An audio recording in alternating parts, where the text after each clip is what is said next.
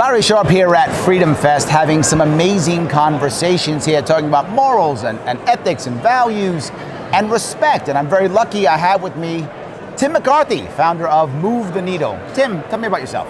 Just a private citizen. I am a business owner, own a security company. I just got tired of what's going on in politics of the world and decided to get involved and stop being silent majority and get involved. And Move the Needle. And Move the Needle is a grassroots action group that is trying to hold officials accountable to the decisions I like that. or lack of decisions. Tired of the two-party rule that keeps people locked out, especially the citizens. Absolutely, absolutely. So speaking of that, when people think about politics, they usually think about a left versus right paradigm, right? I lean more conservative, or I lean more liberal, or more progressive, one or the other. That's kind of your value system. I'm not as concerned about that right now. I'm more concerned about kind of your ethics system. Like, when is it okay to use coercion to deal with your values, right? When is it okay to do that? To base that, I think that most people have to agree that we want to be happy. Most people want to be happy. Do you agree with that? I agree that the pursuit of happiness should be the top of the list. Absolutely. Yes. So to be happy, I think two things are just kind of universal we have to accept as true. You tell me if I'm wrong here. One would be that if someone harms you, physically harms you, hurts you, tries to kill you, something, you're going to be less happy. That's true. Right? If someone tries to take your stuff or vandalize your stuff through either theft or fraud, you're going to be less happy. That's correct. So if I'm clear, what you're saying, I'm saying, this is kind of universal, that if someone tries to hurt you or take your stuff, you're going to be less happy.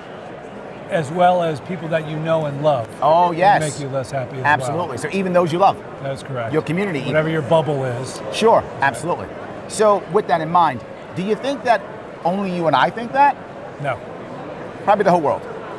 I would hope. Yes. So it's almost like a natural law or principle that if you have that idea, which is the idea of human respect, right? Not hurting others, taking their stuff. Right. So the principle of human respect, saying if we don't hurt people and or take their stuff, there will be more happiness, more harmony, more prosperity.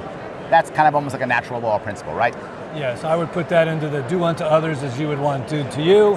However, not everybody feels that way. Yep. But I think those of us that are on this side of the line of character, respect, and love, and some faith, right, all believe that that's what it should be. So let me ask you then, is there an exception to this, right? So let me give you an example. Let's say somebody says, look, I want to make a law for the good, the greater good. And I think that to make that happen, have a better society, to make the greater good, I think that we should regulate who can get married. Only you can, you can't. You can, you can't. We're going to decide who can get married. I'm doing this not because I'm mean, but because I want to make a better world, right? I want to make a good place. Is that type of exception for the greater good, that kind of social issue for the greater good, is that an exception to this kind of rule? Well, I think once you start going down that exception, you can make an exception for anything, right? Marriage is an example, is a traditional word between a man and a woman, right? Where the exception is, do you still, are two men or two women allowed to be together? Sure. Would you call that marriage or a civil union? Sure. What is the word? Absolutely. Is it a faith-based kind of decision, or is it something where people just think, hey, it's just a word, it doesn't matter, it's just two people. Right. So I think marriage has a strong meaning. It has over, for generations and hundreds of years, thousands of years. But civil union is something where two people can still be together, still get the benefits that provide the happiness. It just doesn't have the word.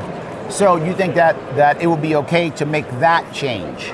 So then there would be an exception to that kind of rule, the kind of natural law we talked about, the exception to say, look, in this case for the greater good, I could make an exception. Yeah, I think two adults can make a decision on their own. If two men want to live together and be married or have a civil union, then they should be allowed to do that. So you're saying we kind of shouldn't step in, government shouldn't step in this case? That is correct. Okay, I got it. So if the government did, obviously people would be hurt. It would be coercion from the government. Well, I would think it would go back to your less happy, where the people that wanted to be those people that were married or have a civil union were not allowed to do it, then they would be less happy. Okay, so then let's go now, that's kind of social. Let's now shift into something that's more economic. Okay. What about, say, there are undocumented workers, and I, as someone who wants to help Americans, I want to punish companies who hire undocumented workers because I want to protect American workers. So again, my goal isn't to hurt anybody. My goal is to make a better environment for American workers. That's my goal. So I'm going to step in and make a law that says if companies hire undocumented workers, I'm going to punish them with either fees or fines or jail time or whatever. I'm going to punish them somehow. Is that an exception to our principle of human respect? No, because it was a law being broken that they got here in the first place. So the law has already been broken. Got it. So why should we compound that with two wrongs to make a right? If they illegally entered, way back, in the 1800s when the boats were coming in and people, there was no legal immigration. Right. Right now there are laws in place that protect the citizens of America from invasion or from just, bad people coming in here making us less happy. Sure. Right. So I would think, no, we should not allow undocumented immigrants to just get a job. And if businesses break that rule, then there should be some level of punishment. Got it. Now, what level, I don't know. But okay, so in that case, you would say, you know what? It's a law, but there's exceptions. An exception would be, in the case of undocumented workers, you could punish the business owners. Well, I don't think that person should be able to get a job if they're undocumented. Right. Because that means that they don't have a social security number. Correct. Right. You can't take taxes out of them, which is a government thing. Right. And there's no accountability of that person. So through what the if system. what if a state or a city decided to be a sanctuary state or a sanctuary city and said, you know what, we are going to give them our ID, state ID or city ID, and we're going to collect taxes from them like anybody else? Would that change your mind, or would it still be an exception? I would be open to listen to that, because as long as they're identified and there's a way to track if they go to jail, if they've committed crimes, there has to be some accountability to that person and to the company. So your issue would be if they were able to be treated like everybody else, then you'd be okay with it? Well, as long as that they went through the process of becoming legalized. Well, they didn't. Right? In this fictitious case I'm making up, right? It's theoretical. Okay. In this case, the state of Nevada, we're in Nevada, decides, hey, we can take anyone who's undocumented, we don't care. We're going to give them a Nevada state ID, and we're going to tax them like anybody else, even though they're illegal. We're not going to try to make them, legally documented. We're not going to make none of that. We're just going to do that because we believe that's right for our people. No, I would say no. No. I would say no. Got it. I think you're just trying to circumvent the laws that are in place now. You've created a standard that's been across the country. All the companies doing it now. You're saying our small group, our small, could be a dominant, progressive-leaning government that says, hey, we're going to overrule the laws. And that's the problem we have today, is we have a lot of government officials that think they're above the law. They make their own laws, and it's not constitutional. Got it. So in that case, you'd say, you know what? There's an exception. We have to punish some companies in this case. You would have to also provide the path for that undocumented person and say, listen, you can get this job, but here's the process you have to go through. There's already people waiting in line for it. You should be able to go to the front of the line. So in this case, if that company could create a process to become legal, you'd be okay with that? Absolutely. Would you be okay with them hiring them up front if they were in the process, or no? Would they have to finish the process to get hired?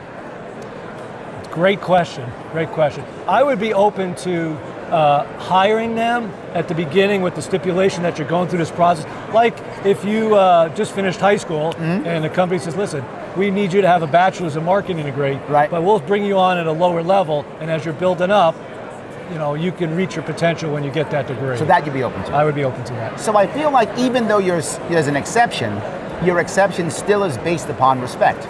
Respect and rule of law. Rule of law. That's correct. What if that law is changed? In other words, the rule of law is wonderful, but that's voting, right? So let's say 51% of people I'm saying Nevada because we're here in Nevada. 51% of people in Nevada say, you know what? We want to ignore federal law. 51% agree. Let's ignore federal law. It becomes a Nevada state law. Undocumented workers can do whatever they want. We don't care. All good. Nevada passes that law. That then becomes a law. does that make it okay? Well, it becomes, if it's in the Constitution, in the state Constitution, then it becomes law in the states. So Say it, they do that. Then yes. You'd be okay with it? Yes. Oh, okay, that's the issue. State Constitution. Yes. Now, with that in mind, let's now go to something that's even more, I guess, aggressive, life and death. Let's assume that all of a sudden now we say, you know what? Guns hurt people. I'm afraid of guns. Guns are bad. We should ban all the guns. Now, when I say that, I'm not trying to hurt people. I think I'm saving lives, right? So my intention is a good intention. So I'm going to ban all the guns. It's life and death. Is that an exception? No. Why not? No, because the guns are not there to prevent other people from hurting you. It's to prevent the government from coming in and using their power to intercede with our life, liberty, and the pursuit of happiness. So the guns are there for protection of ourselves. Okay. That's the main reason for the guns. So, but what if, back to your point, what if I do what you said earlier and I now vote? So now I have a vote. 51% of Nevadans say, we're going to put in the Constitution, no guns. Now, me as an individual, I'm not going to take your gun. I don't care. It's not me, I'm just voting. But some government agent is. Some ATF or IRS or cop or sheriff is going to come take your guns. Does that make it okay? Now that I've done what you said earlier, which is I now made it an amendment. Now it's in the Constitution. Is that okay? Well, you're talking about a state constitution. Correct. But this is the U.S. Constitution, which trumps the state constitution. With the right to bear arms and have protection. All right, so let me walk down that road. Let's say that usually Democrats are against guns. Some Republicans are, but mostly Democrats are against guns. Democrats sweep next year or the year after, probably not this year. Anyway, in a couple years, somehow, my fictitious world, Democrats sweep most of the states, they sweep everything, and they amend the Constitution and get rid of the Second Amendment. Okay. If that happens, is it now okay? It will definitely not be okay, and there'd be mutiny on the streets because you have 100 million people and 180 million guns out there. More than that, my friend. So the reason why they have, that's just between us. Yeah, exactly. That's just me and you. Exactly. But the reason why that would be a problem is because I'm not giving up my gun. You're not giving up your gun. Who's going to come take it? Whoever's walking through that door is going to have a real problem. Okay, so say you're right. Say the implementation stuff. You're saying I don't want to do it because of implementation. But here's what they do. They don't implement it. In other words, they don't go get your gun. What they say is all guns are illegal, but we're not going to go get them. Only if we find them, we'll take them. Otherwise, we're not. So no one's going to kick in your door, but the second you're outside by yourself and they catch you, they can take it then. Or if you get arrested, they take it then. Or anything else, they can take it only when they find it, but they may never go into anyone's house. So there's no uprising of violence, if that makes any sense. Is that better? No. There will be an uprising of violence if they try to get rid if they try to get rid of the Second Amendment and try to come take your guns, whether it's after you're out there doing to protect yourself. There's just so many people that it's just not going to happen. So in reality, it doesn't actually matter if it's a constitutional amendment. That's correct. It actually matters if it's right or wrong. That is right. Well, but then how do we know if it's right or wrong then? Right? How do we know that you, having your right to have your own firearm, how do you and I know that that's ethical? Well, you can see some other countries that took away that right to bear arms. Look at Australia, look at Japan and China, and the government has just overtaken. But what you're talking about is data. I'm talking about philosophy. Okay. How do we know? You and I. Okay. How do we know? Because I know. But how do we know that having a gun is your right? Even if they take the Constitution and shred it, how do we know? Well, if the government still has a gun and I don't have a gun, then they have an upper hand and it's not equal, right? So my right needs to protect myself and be equal. If you have a gun, I'm going to have a gun. If you want to get rid of guns around the whole world and there's not a single gun, fine. We'll use knives. right. Pitchforks. Right. But there's no reason why a citizen should have less ability to protect themselves against the government that has the ability to come take your rights. So you're saying that even the government has to give you basic human respect. Absolutely. This is what I'm coming to, right? That the idea is, I like the Constitution, big fan, swore to defend it when I was a Marine. With that in mind, the basic concept, natural law of human respect, is stronger. Because you and I just said, if they change the Constitution, still wrong. That's right. And we knew, without having to say it, it's still wrong. I still have right to defend myself. Well, in California, they last year did over 782 laws in the state Constitution. And I can tell you that majority of them are wrong. Yes, absolutely. Okay, so yes. So even though they've passed, it doesn't mean I abide with them. 100%. Right. My point here being, I think, is that we often think about what's the outcome, or what's appropriate, or what could happen, or what's logical.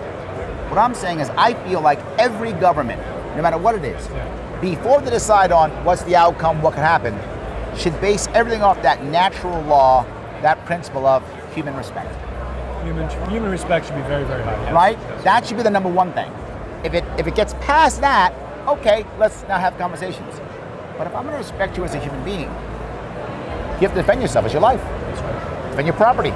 Because if I take your life or your property, you're less happy, and so is your family, friends, all those who you love. Yeah. So I guess my whole conversation here was, I feel like human respect is the key. Do you agree or no? Yes, human respect is the key. That's what I'm thinking. So my goal here would be to get more people to think that's the center, because my other issue is there's left and right here. And when people on the left are talking and the right are talking, they don't hear each other. Right? They don't hear each other. I gave you issues that were left-leaning and right-leaning. Right? Both of them.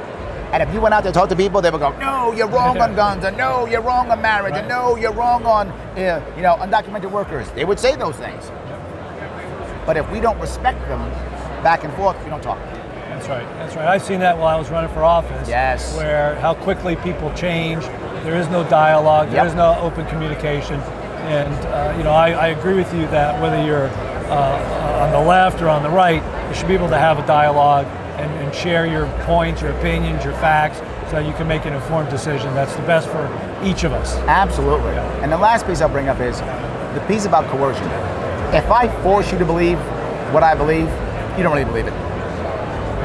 But if I persuade you to believe it, you might believe it. Right, you have to educate me on the reasons why it would be best interest of myself and my family to believe your stance. Right, absolutely. Great, I appreciate it. Thank you so much for your time. Hey Larry, thank you very much. Thanks again for your service. All right, thank you. All right, take care.